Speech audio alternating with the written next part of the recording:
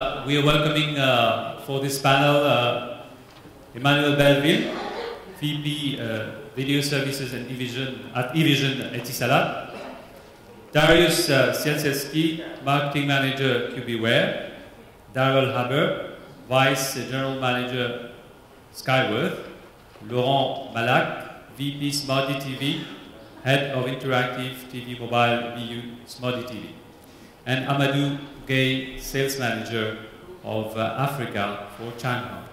So first of all, as you can see, these are a lot of technology suppliers and they have a lot of solutions to share. So let's first of all hear you guys about what your company, what are the solutions that your company offer. So maybe I'll ask Darrell to start telling us about what are the solutions that you actually offer.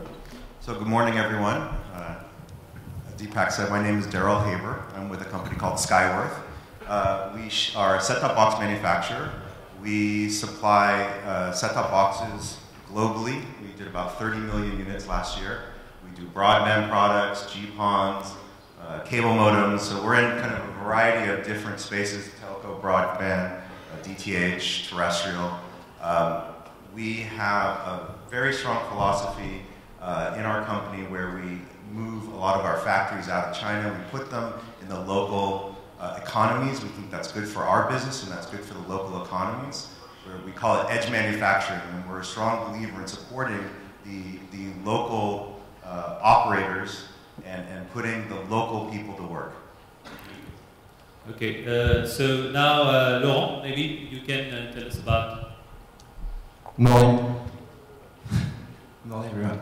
So I'm Laurent Molac. I'm working for SMARTTV. SMARTTV, we are equipment manufacturer for digital television. So we are, among of which we are providing set-top boxes for the baking industry and some alternative solutions leveraging the digital TV sets. So alternatives to set-top boxes. So like Darrell and SKYWORTH, who have invested a lot in solutions to enable local manufacturing in countries that want to develop that. So our presence is worldwide, but our main business are in emerging countries, India, Vietnam, Africa, and Latin America. Okay, Amadou, Gueye, maybe from ChangHong, you can tell us about what your company, what the kind of solutions that you actually offer. Okay, good morning, everybody. Our company, ChangHong, is electronic devices manufacturers and home appliance. And our department we belong to is the network department that is in charge of set-top boxes and all about access, broadband access equipment, routers and modems. And regarding the set-top boxes, we provide all type of set-top boxes for DTH, IPTV, hybrid set-top boxes, and also we integrate most of the common partners. I mean that the old cast and middleware. Yeah. And also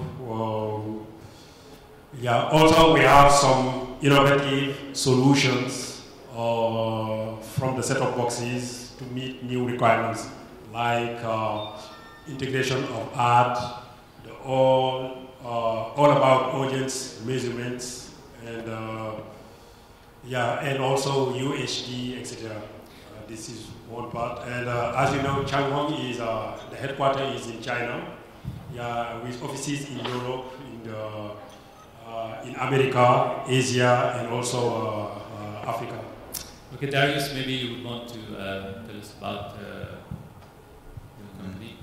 Good morning, everyone. My name is Dariusz, and I am from CUBIWARE. CUBIWARE is a company located in Poland from 2008, and they are at this moment a leading provider of middleware. It means that we can combine content delivered from different sources, from linear, satellite cable, OTT, and kind of streaming services into one consistent user experience. Since last year we are a part of TiVo Group, so now we are a team. Okay. So to add value to the pay TV discussion, we also have Emmanuel from eVision. So eVision, what it is exactly? Tell us about that. So eVision is not in the tech field. eVision is the content division of ETISALAT. So it's a 60 people company aggregating content. So we have a carriage agreement with more than 500 TV channels. We have agreement with the 7 major Hollywood studios, plus the main Arabic and Indian studios, plus a number of other content owners. Our role is not only to license content, but our role is also to operate on a day-to-day basis, to operate content operations for ETISALAT in the UAE and for other clients like Mobile in Saudi Arabia, BTC in Pakistan. We work with Laurent Telecom as well. And part of our team also publish some TV channels that we own. We have a channel whose name is eJunior. eJunior is a kids channel, which is really successful because the content that we buy for this channel respects the Islamic values, which is a key point for addressing the Gulf countries.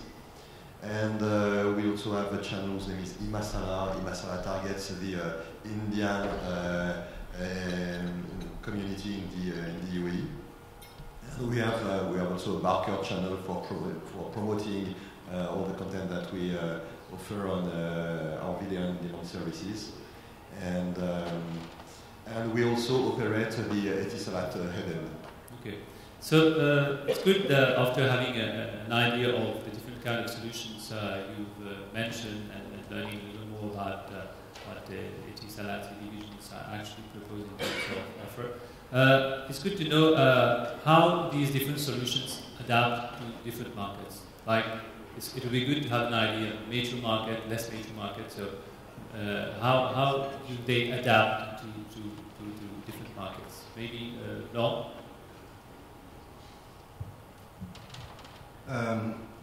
Yeah, so the digitalization process so that Africa is experiencing at the moment, as you know, has already been done in many countries in the world. And taking the example of Europe, they realized very early in the process that the TV set was the key element of the distribution chain of digital content. And the European stakeholders have invested, so stakeholders meaning the operators, the TV vendors, the technology providers, in bringing technology to the TV set, such as the TV set is not just a display, but it's a compelling solution to get access to TV content directly on the TV without the need of set-top box. It's a kind of alternative to set-top box. It's a complementary solution, I would say. So it's based on standards, regulated sometimes, or brought by the industry. And we believe that the African countries which are switching off at the moment, or in the process of switching off, will benefit a lot from investment that have been done in Europe, incitating TV vendors to bring the TV products that they developed for Europe, which are very, very mature, bring them to African countries, and the benefit to broadcasters, to operators, to consumers at the end. It would probably save the cost of subsidizing the boxes to citizens in the African countries, thanks to the technology which is embedded into TVs. Technology, it's about security, so there are some standards into those digital TVs to bring security directly to the TV, and also interactivity with web-based technology solution, and way, let's say, to have those TV vendors bring TVs to African markets and not just to Europe or other countries is, I would say, it's twofold. One is regulation. Governments must understand that if they don't put some regulation in place, then the takeover of such solutions will be very slow. So it's a good trigger to start with, but it's not just it. It's also about enabling the market and motivating operators, content providers, motivating TV vendors to bring those digital TV sets to the market. Okay. Dariusz, maybe how does these solutions make sense to the African market? In our industry, African markets is accelerating at an astronomical pace. Viewers to expose to the trends and riches that the industry total scale has to offer. Have the same expectations as those in Croatia, Indonesia, or Brazil. So they want to have access to premium content and high quality and a wide range of services. Just by a couple of taps on the screen or just a few presses on the remote. So operators need to deliver a super fast and easy to use user experience, which is done from an operator perspective. Well address the still existing technical limitations. But at the same time, we're ready for a new generation of functionalities like streaming services, network DVR, or access to applications. Users really don't want to be bothered with technological limitations. So, from our perspective, local set-top platforms can deliver interesting capabilities to a wide population of consumers. Might create new business opportunities, new business models like personalized based services or a new service bound opportunity. And low-cost platforms, well designed, will bring the pay TV operator into lowering costs at the same time, being competitive and not compromising features. So the only problem is we have to invest in right of those platforms as the functionality that we see drive consumption and competitive capability, like universal search, quick response time, and elegant user interface overlooked. Okay, Darrell, how do you, in terms of the solutions, we've already had an idea with what Dariusz mentioned. So what specifically, apart from set-top boxes and other kind of solutions, what do you feel that there's scope and possibility for Africa to eventually use these kind of solutions that you actually have? I think from a technology standpoint, given that most of what we do is funded or subsidized in some way by the taxpayers of the people that we give these devices to, the technology needs to be focused more on the longevity of the device.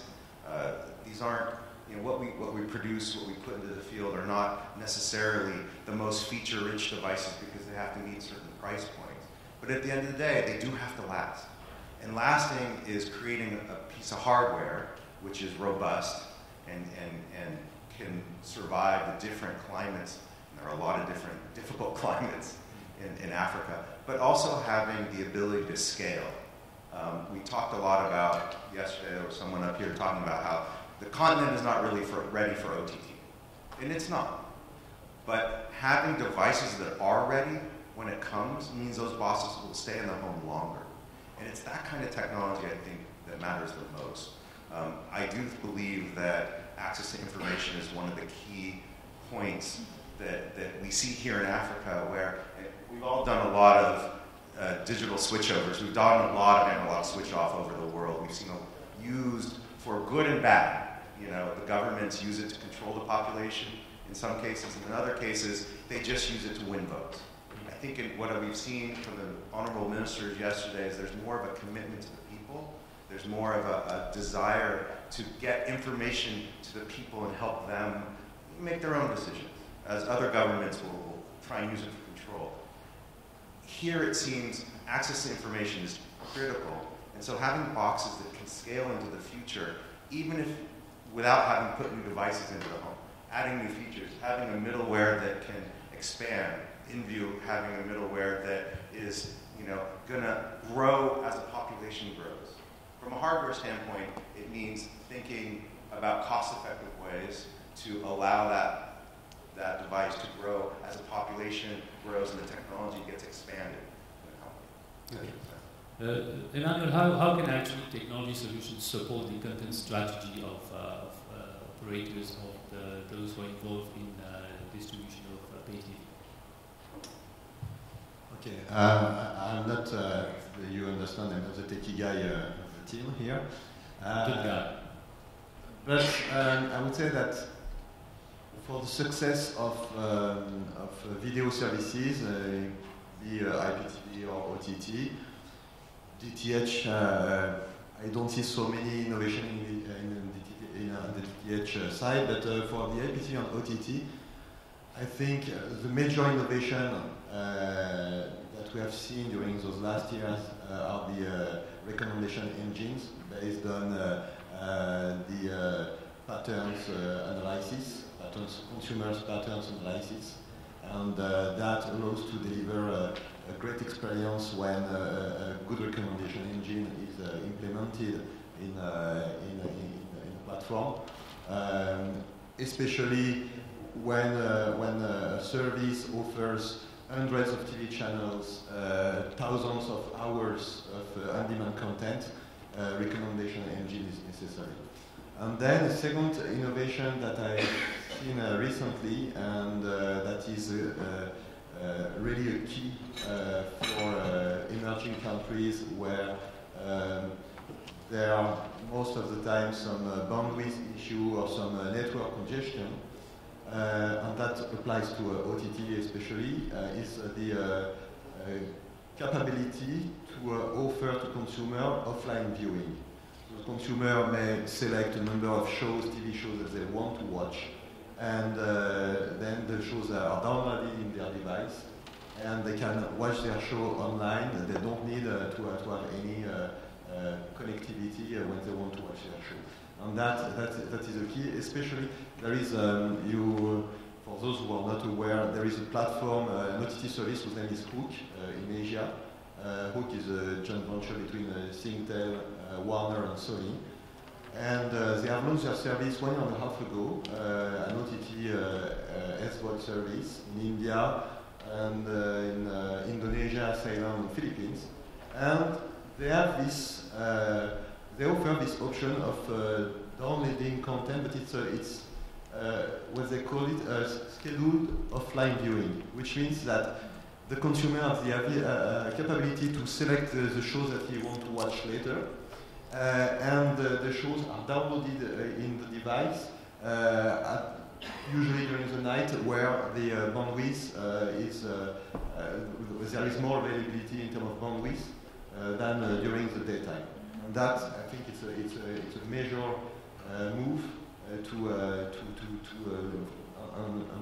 really good move for the consumer benefit. Okay. From the markets you've been working in, what the views that you have for in terms of demand from Africa, what kind of TV everywhere opportunities do you see? Maybe Dariusz? Well, Africa, like other regions across the world, is and will continue to be very dependent on TV. However, rapid development of infrastructure and decreasing cost of implementing 3G, 4G, and broadcast capabilities across the continent mean that a rising number of operators seeing commercial feasibility in preparing streaming services over IP or OTT. IHS predicts that the number of TV households across Middle Asia and Africa between 2015 and 2020 will grow from 142 to 160 million, if I remember well, and with pay TV penetration at less than 10%, the region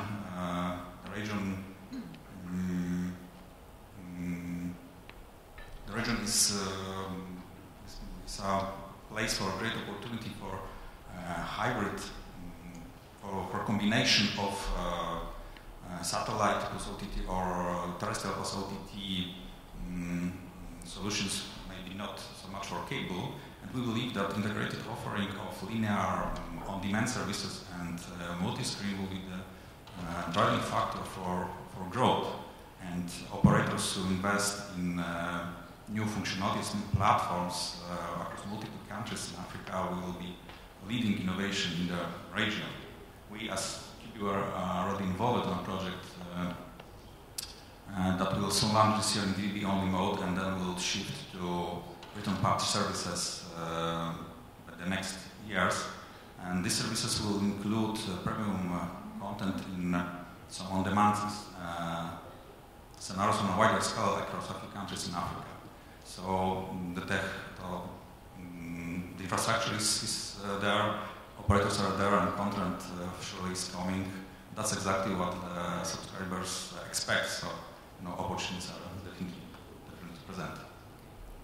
Darrell, you actually already one of your clients to us. You're working with them for projects for ETT Africa. So tell us a little bit about what kind of experiences and what kind of solutions are being discussed.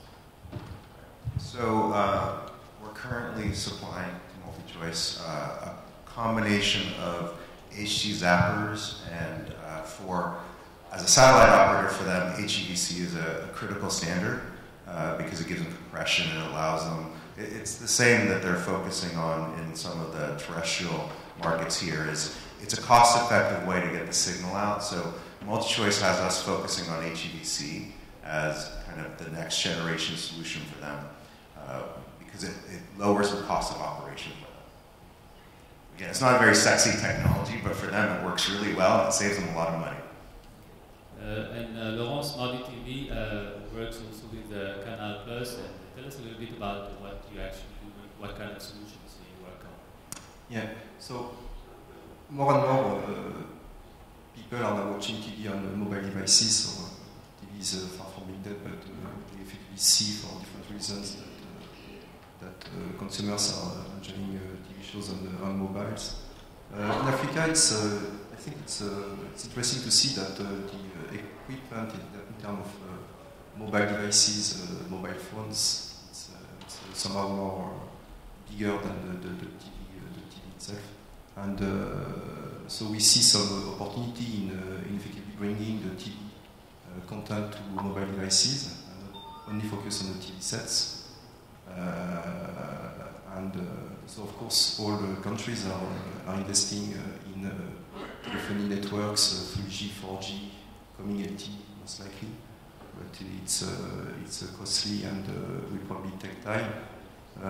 We believe there are some alternatives to combine the broadcast distribution and the local networks to distribute the content to mobile devices. So it's the broadcast to IP transition in local areas, and so we have a product which is especially doing that. So receiving the content from the satellite or terrestrial feed. So it's the TV hotspot, receiving the signal from the broadcast and translating it into IP to the mobile devices or an IP box or whatever in the area covered by a local wireless network.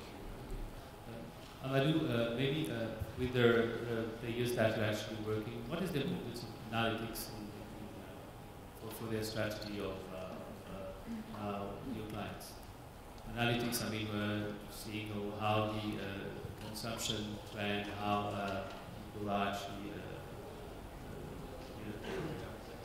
even advertising strategy. Yeah, okay. In our set-top box strategy, we integrate thanks to the middlewares.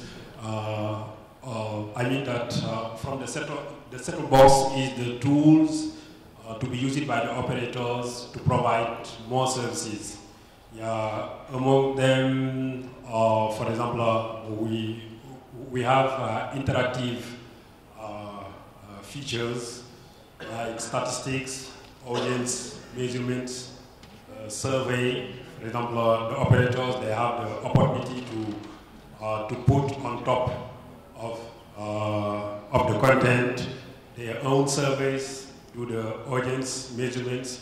Yeah, and regarding even the advertising that is coming, yeah, it is even possible to select different ad banners. I mean that, for example, the same consumers watching the same program could be receiving different advertisements depending on the locations, or usually depending on the locations or on the area where the set-top box is based on. Also, the subtitling, it's something the operators could be doing by directly, independent from the content. This is one part.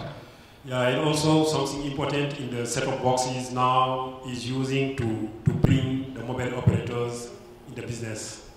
Like most of them now can support dongles, 3G or 4G dongles that could be, in addition to the pay TV, create partnerships with mobile operators that could be streaming. Yesterday, I think Safaricom, they mentioned it about this in Kenya, where they were expecting money back from set-top box from the data, GPS data revenues.